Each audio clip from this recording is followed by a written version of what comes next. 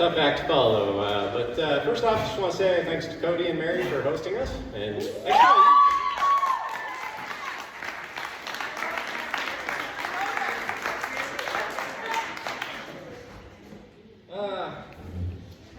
so, I'm tangling myself up in a guitar here. Clearly. Figured you never seen it. Clearly, I know what I'm doing here. Is anyone familiar with Freebird? You are? Okay. You guys are in for a treat. So, I've been working on this a couple weeks. It's a little rough, I gotta warn you. But let me start here. Just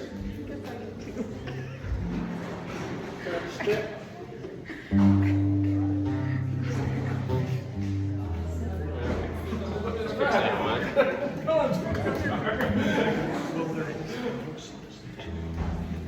It got better the way it was.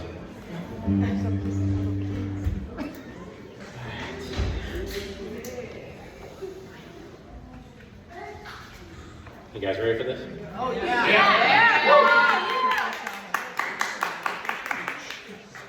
That's good, because I don't know what y'all are thinking. I have absolutely no idea how to play Freebird. I don't even know how to play guitar. So. It was in tune before you started. Why not? We're going to put this up.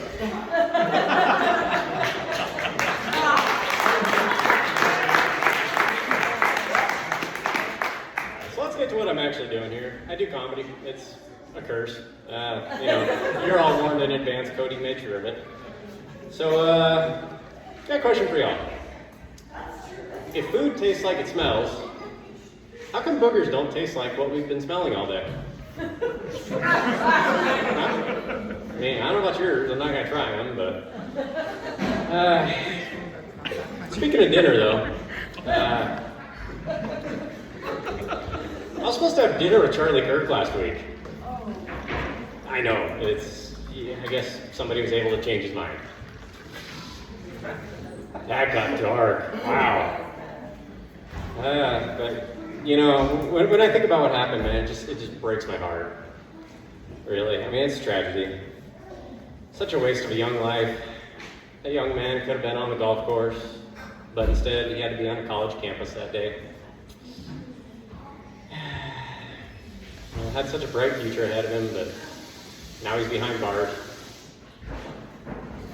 Cody gets it. Okay, good. At least one of you. All right. We'll lighten it up a bit. Anybody got kids in here? Yeah. Okay. Or our kids, sure. So last year, my friends Robert and Trey back there, they showed up. They got two little twins. They were, I think, 9 last year, if I'm not mistaken. Yeah. So 2 twin girls.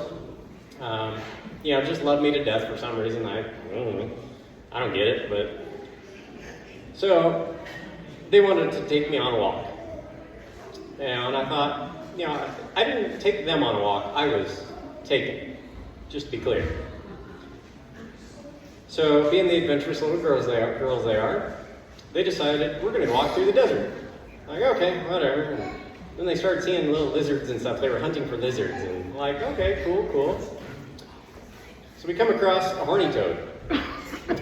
And I swear, this thing was the biggest horny toad I've ever seen in my life. It was the size of my palm. This thing was huge. And Carly, she's like, can I catch it? I'm like, yeah, but you gotta be gentle. They're fragile. You don't wanna squish it. So she stalks. She stalks and she succeeds. Catches the horny toad. I'm like, cool. So, can we keep it? I was like, I guess. So we walk a little further, and we see the littlest horny toad I have ever seen in my life. It was about the size of my pinky. Like, just the tip of my pinky. This thing was tiny. So Kara, her sister, was like, can I catch that one? Well, yeah, just same rules apply. You gotta be gentle, you gotta be careful. So she stalks. And she pounces on it. And she succeeds and grabs the horny toad. Like, all right. So we take him home. And yeah. See, I don't have kids. I thought, yeah, I've got this. You know, I got this. I should have known from the smiles on the parents' faces, I don't got this at all. They had me. So we take these hoary toads home, and yeah, their parents are pretty cool, you know, adventurous. They got lots of pets around the house. And they, yeah, so they look up what it takes to keep them as pets, and they don't make good pets. So we have to take them back, and these poor little girls are heartbroken. You know, just devastated. Because we had to take them out to the desert, set them free, and yeah. So, Trey, we call her Mama Rex. She gets the idea that we need to get some lizards. And yeah, so what started as 1 or 2 little ones came out to what, 4? Four of them, yeah. They now have 4 lizards in the house, and they're pretty cool, and have these neat habitats they've built for them. And Robert still won't let me forget about it. To this day, he's even shaking his head now. So that's why I gave him a tomato, just for this one. So, yeah, if I was gonna do a comedy CD, all right, most of you aren't old enough to get this joke, I'm realizing now, but that's okay. If I was gonna do a comedy CD, I'd probably tell a bunch of jokes about tape, but I might get into a sticky situation there. What if I start losing people? I'm gonna have to figure out some way to hold it all together. All right, here's where it actually gets kind of funny. Those were all throwaway jokes. Just kind of lower the expectation here, so the rest of it seems kind of amusing. I was gonna get a drink before the show, but they didn't have my brand. I only drink Liberty. Tastes like freedom. You know, I find that tea is different everywhere you go. It's a lot of variety. Oh yeah, there's a groan. That is the appropriate response. So, a friend of mine, he said that he feels like adversity would be hard to drink.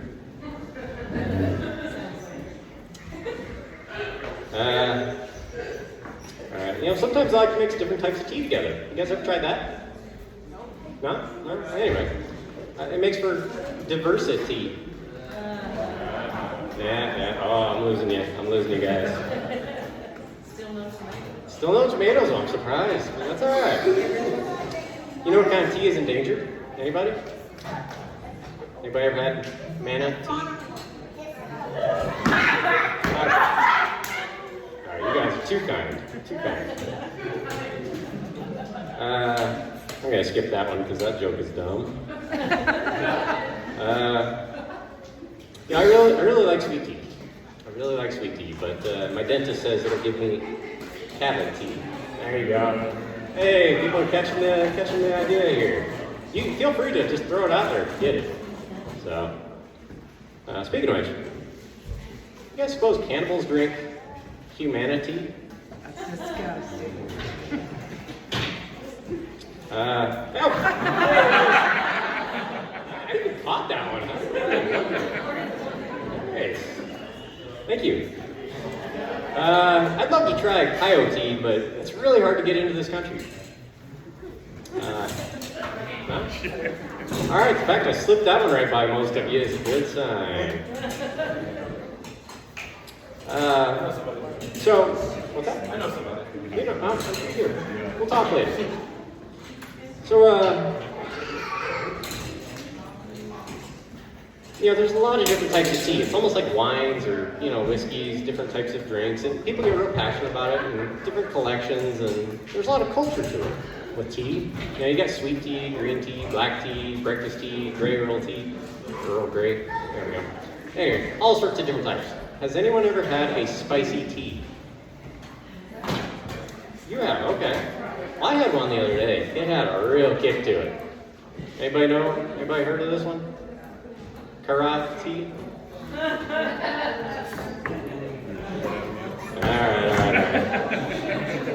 I think there's probably more of those tea jokes, but there it is.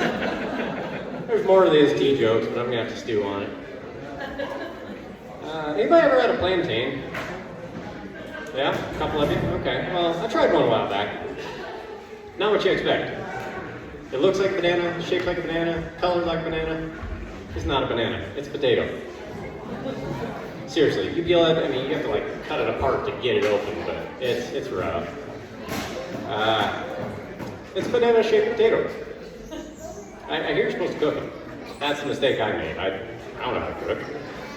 It's not bad, but you know, you think, oh, delightful fruit. You just peel it and eat it, and this thing, you're like tearing it apart. What is this thing? And you bite it, and you're like, that's a potato. That's just raw potato. Terrible. So, some of you know that I autocross. Some of you do it with me.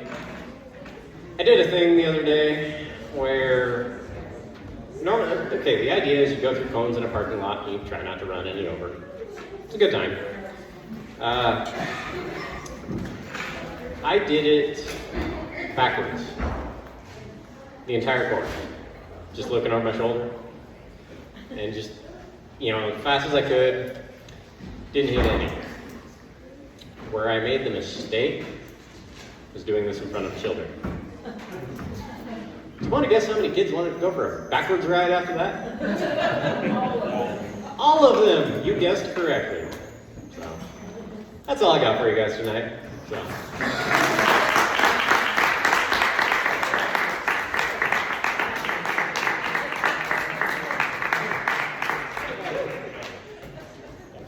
Give it up for Brad. Give him back his tomato. Give him up, somebody. Next up, I got Noah and Michael. Do you guys have a band name yet? Who was that? Okay, I'm gonna you introduce your band.